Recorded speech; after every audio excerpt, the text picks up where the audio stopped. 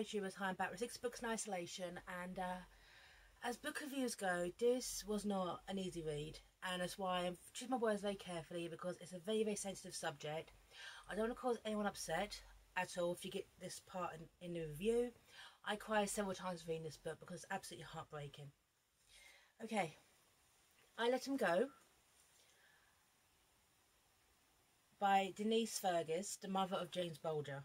Now, I know the story very, very well. I was 12 when James was abducted. And so I knew this case from a very, very early age. As I said before in other videos, my dad's actually from Liverpool. And this was a case that really kind of hit close to home. This case, what happened, changed the absolute outlook on, I think, the way we see children. It kind of changed the atmosphere, if you will. It really, really did. Now, for that review, I'm gonna talk about something. First of all, this is actually going back many, many years, because they're now both adults. Years ago, when my nephews were 3 and 5, we took them to Whipsnade, the country park, the farm.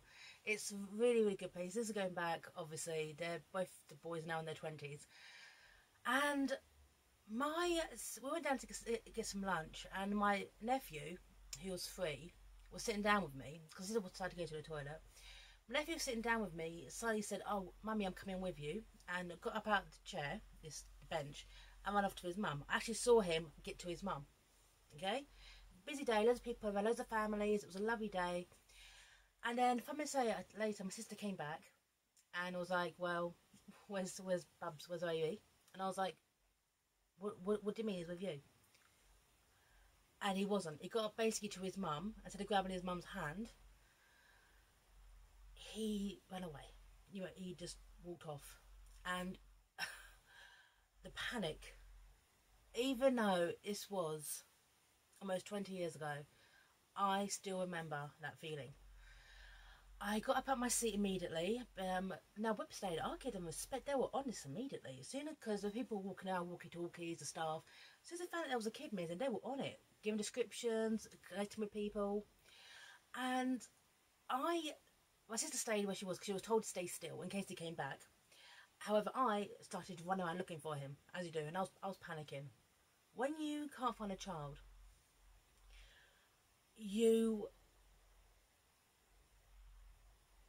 time slows down. Time slows down. It feels like you're walking, you're running, but you're not moving. You're just panicked. You're stopping people and you're asking, "Have you seen this little boy? He's 3. He's wearing this," and then your mind starts playing tricks on you. You're like, "Wait a minute, was he wearing that? I know he was wearing that, but was he wearing that?" And 5 minutes later, I found him. He was standing by a fence, okay, watching the kiddie train go past. And I remember this so well, the relief. Suddenly, the time that you lost suddenly catches up with you, and you're just relieved. I called my sister, he was fine, happy things, but in that 5 minutes, the name James Bulger flashed through my mind, because that's what the atmosphere is like. If a child can go missing, anyone can take a child. There is no safety net for children. So, yeah, I just want to describe that feeling, and it's an absolutely horrible feeling. Family reunited, we got on with the day, but yeah, I remember that feeling so well, because the name James Bulger flashed in my mind. I was trying to find my lost nephew.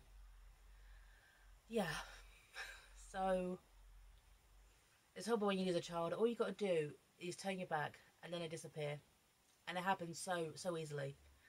I've been shopping, and I've seen mothers and fathers doing the same thing, and I give full respect to that so many shopping centres are selling it on. This is unbelievable. So let's go back to the beginning. Now, this book was not an easy read. This book, because Denise Fergus has suffered so much heartbreak in her life. Now let's go back to the beginning. This bit here. Now, the book goes back and forth in the narrative of basically past and present tense until we get to the crucial point. And this bit here,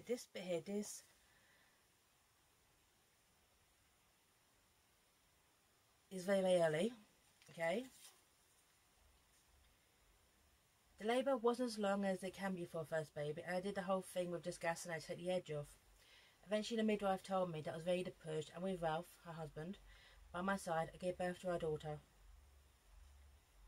Kirsty Bulger was born on the morning of the 22nd of February 1989 and weighed 3 pounds 5 ounces, and she was still.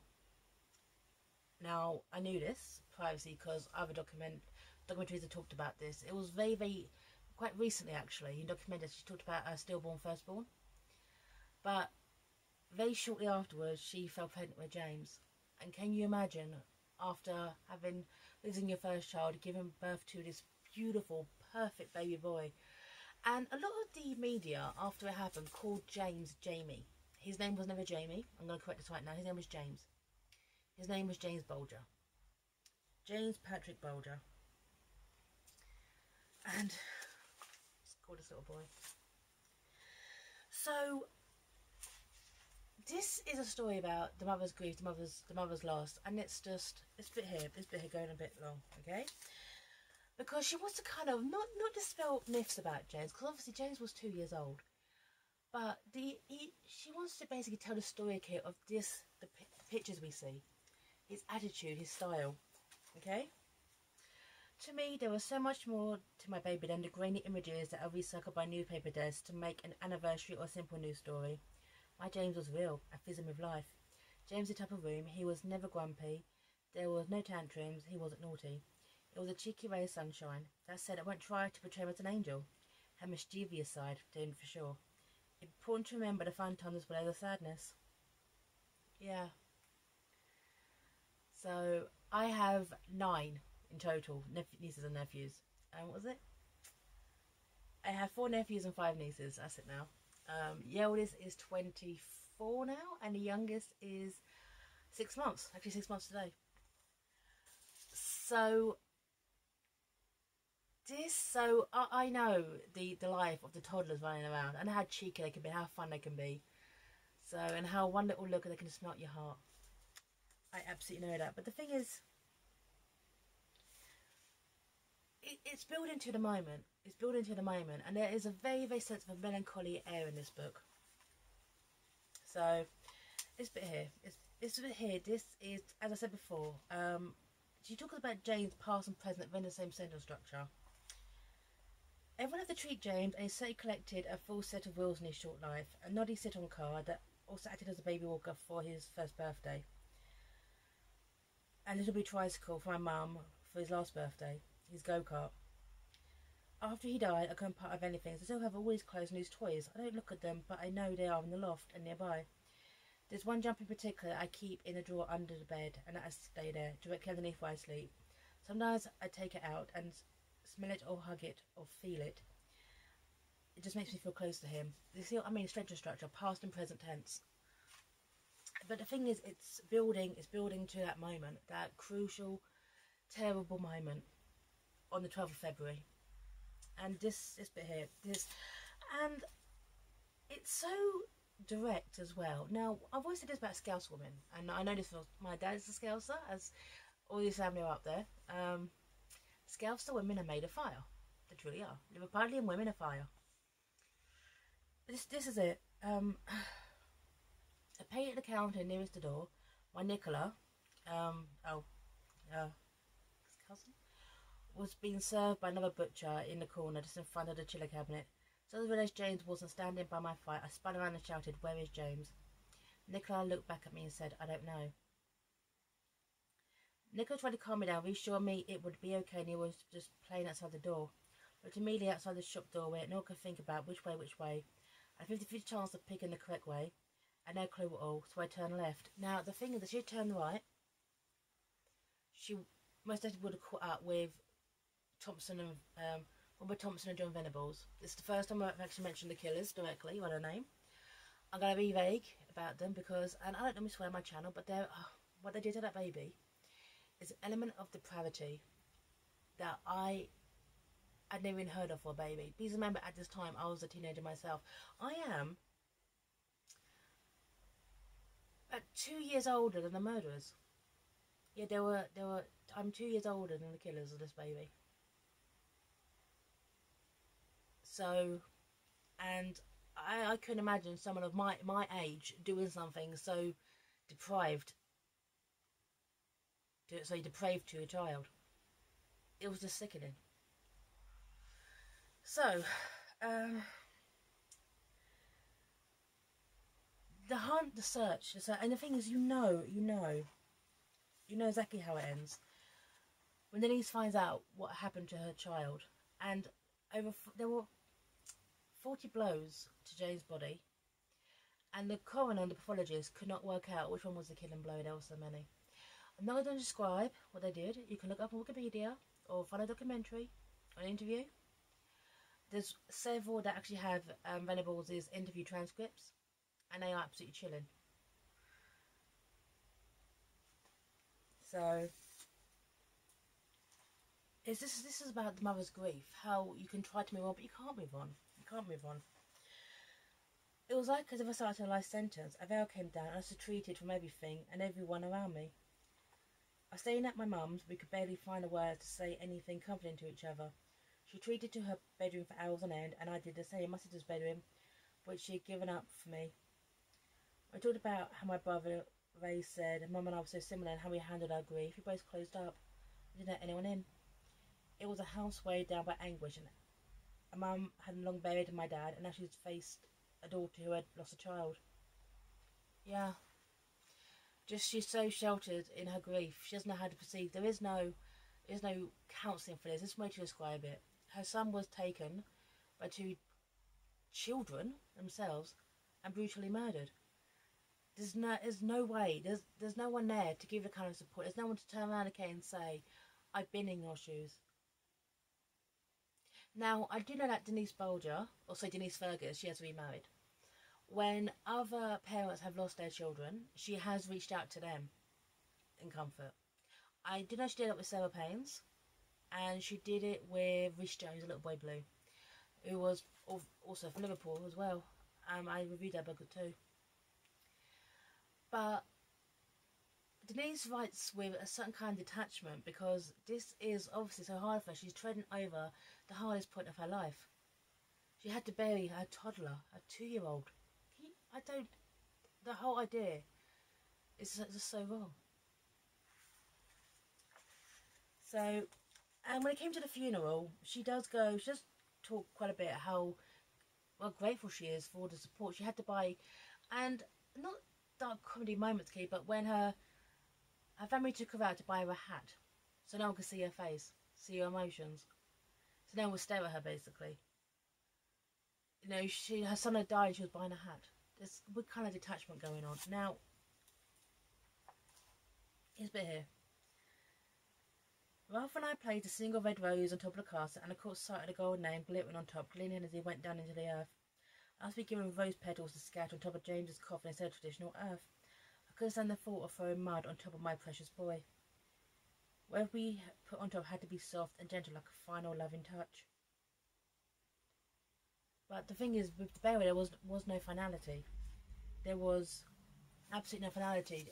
She was given a life sentence, and to this day, it's 30 years now.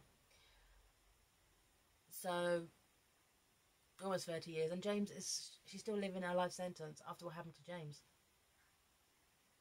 That's the cruelest colour of all. A few weeks I tried a couple of nights at the flat. I think one of my family went there to tidy some of James's clothes and toys, so it didn't hit me again. As soon as I walked in, I really tried to be okay there because I knew that life needed to get back to normal for the others around me. I managed 3 nights, one of my own, but I knew I could never live there again. I saw James everywhere I looked. I knew that would never go away, no matter how much time I gave it. She can't go back to the flat where, it was her family home. It was a small flat. It was a typical starter flat in Liverpool, I guess. So everyone kind of crammed into a small, but it was her home. But the thing is with the flat, with the council struggling to get a new one, that took a while. In fact, I'm feeling, she has so much support in other places, but this is kind of unheard of. Trying to find a flat because you can't go back to your original one because your baby died. Now, and at times, yes, it does come across kind of callous and cruel, the way she was treated by a lot of people, a lot of the media. And now, one thing this book does divulge as well, which I've known of this woman for a very, very long time. Now, when Thompson and Venables, the sick individuals they were, took the baby to baby James, he wasn't their first attempt. They tried previously to take another child, proving that they went out that day to take a child. They shoplifted, they kind of caused a ruckus, and they took a baby. But the name of the woman who was their first target is called Diana Powers.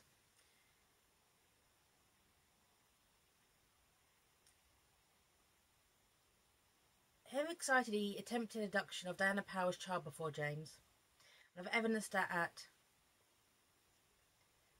12:30, 3 hours before they took James, the mother of two children saw Thompson and Venables and overheard Thompson say, "We will take one of these."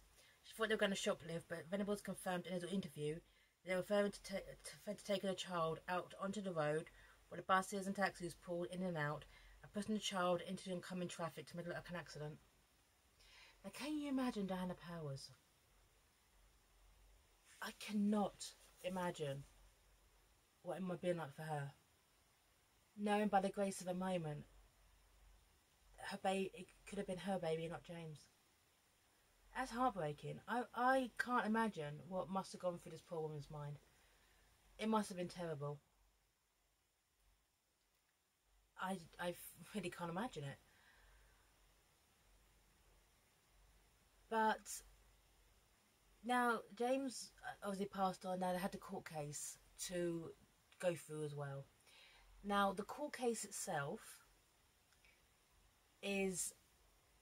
Denise wasn't there for. She was really there for the aftermath of it, the end of it. She couldn't bear having to sit there and look at these children who had done this to a child. Now, to put this in perspective, is when James was found, they interviewed the children who found him.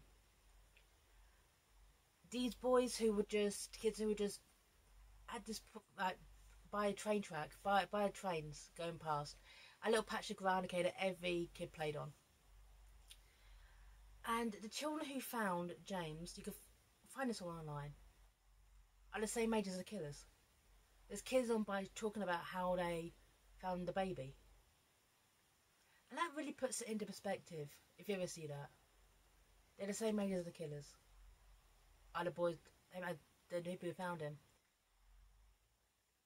And people talk about Thompson and Venables' terrible life, and I saw the aftermath of this. I saw how a film called Child's Play 3 was blamed for this.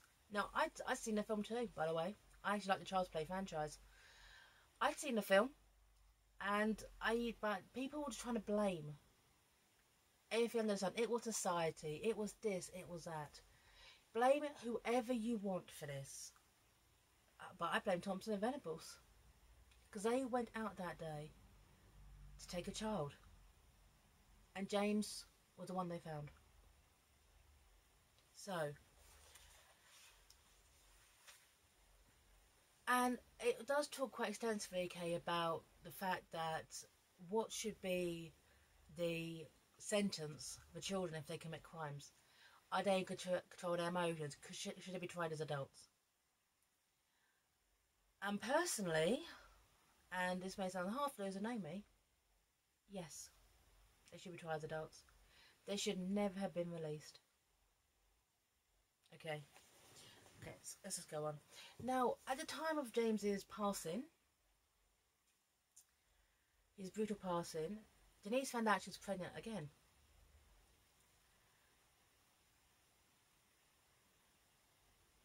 And the whole moment of, can you imagine it for Denise? She's lost her firstborn for being still.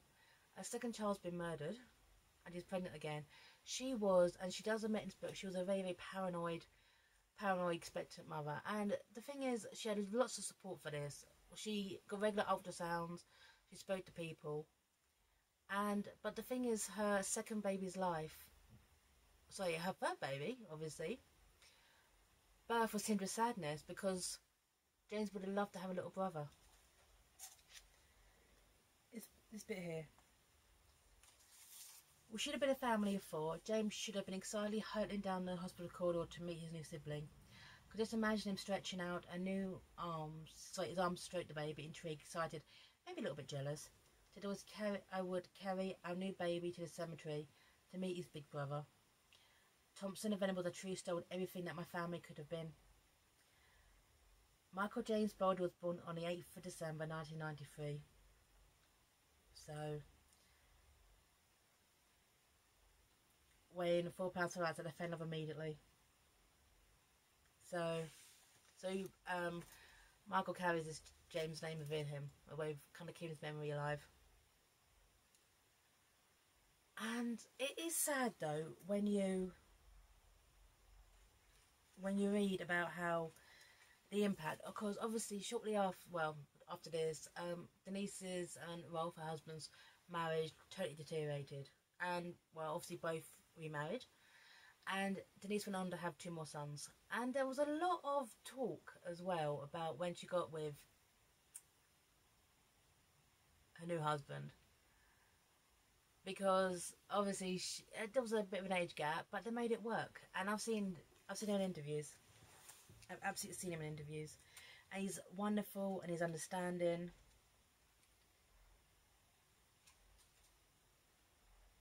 And I absolutely respect Stuart Fergus for just being a top bloke. When he talks about James in interviews, he talks about James as, well, James is still my stepson. James is still my boy. He's not forgotten presence in the house. So,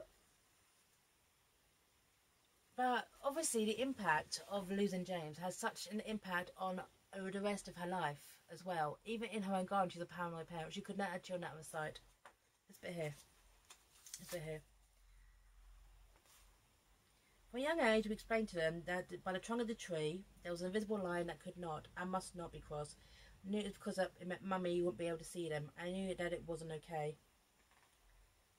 The snowy, so I will continue from that. And it's quite sad, okay, and Michael talks about what he's lost as well, okay? Right, this bit here. It's just a bit of some Michael, okay? The key for me is that Mum has never kept anything from us. If ever anything was going on in the papers or on TV, and she knew about it, she always told us there and then, so never any surprises. Just the way it's always been. James isn't a shadowy figure looming over us. And if ever asked a question and she's told me straight, and everything has always been out in the open between us, I can ask anything and she'd always answer me if she can. Don't let me angry though. Look at the kind of older brother I am to Thomas and Leon. I know that James could have been that for me. He would have been here giving me advice and steering me, and that would have been amazing to have. Constant football games. I could have followed in his footsteps, and that was taken away from Mum and taken away from me. I'm angry for her too, all that she's been through, but we stick together. She's fine, that I'm fine. That's the thing. Due to Thompson and Venables, Michael was denied his older brother. I got 3 older siblings. In a way, he had to kind of carry the burden too, because the first child born after this, it must not have been easy for him. But the fact is that James isn't forgotten. He is a constant presence in our lives. But this book is just so heartbreaking. It seriously broke my heart. Thompson and Venables, well, I'm not going to keep going on about them, but their story continues. And I just hope that one day that I think Denise will never find the peace that she's looking for. But the thing is, when I said earlier on in this, as I started this review, is Thompson and Venables they've become like the bogeymen. They are like the bogeymen now, because 2 10-year-olds can take a child. Anyone can take a child. I remember, this is going back several years ago, my youngest niece, Mackenzie, she was about 4. We were in a shop in Uxbridge. I've taken them out for the day. Her and her sister, who's 5 years older, she's 9. And literally, I was by the till. I was by the till and paying for something, and she ran out of the shop. Now my sister caught up with her, and she literally got out of the shop. And I'm quite a calm person. I wasn't at that moment. I went ballistic. The first thing we teach our children now is don't run out of shops. Don't run away. Stay close. Stay close. Okay? And I'm a calm person, but I was furious. I was furious. I instead of continue shopping, I took them both straight home. I told their parents, my parents, everyone really had to go at her. And we've explained to her the reason why is because a little boy ran out of the shop and his mummy never saw him again. My niece knows the story of James Bulger. Okay? Because Thompson and Venables are the bogeymen. Now, when I said before, when you lose a child, your time slows down. And I think for Denise Fergus, because James will be 30 years old now, 30 years this year, can you imagine the fine young man he would have been? Might have got married. Might have given Denise some grandkids. You never know. Who knew what his life would have been like? But as I said before I start this review, when you lose a child, time slows down. And in that moment, Denise's time is slowed down. I think it's never sped up again. She's managed to move on with her life in a way, continue with it. But the spectre of what those boys did to her baby is always going to hang over her. However, she's determined to do something really, really good in James's memory, which I'm going to talk about now. Because just before I did this review, I made a donation to the James Bulger Memorial Trust, £10 donation. It's a trust, but basically children who are from deprived areas, troubled backgrounds, or just need some help and support or time away. It helps them basically take holidays. It gives them a ray of sunshine in their lives, for those who wouldn't have it. For those who are in very difficult social economic circumstances. I'm going to leave the link to it under this review, because it's a very, very long review. And if you wish to donate, please do. I thought, as I'm talking about James, and the charity Denise set up in his memory, I thought I'd at least make a donation to the charity. So, this is a very, very long review, by the way, but indulge me, please. So, I cried reading this book. It's heartbreaking. It's absolutely heartbreaking of a woman who is, right as she's more resigned to her fate now. But she wanted us to know James's story. And it's a heartbreaking story about what that boy didn't have. He was just 2. He was a baby.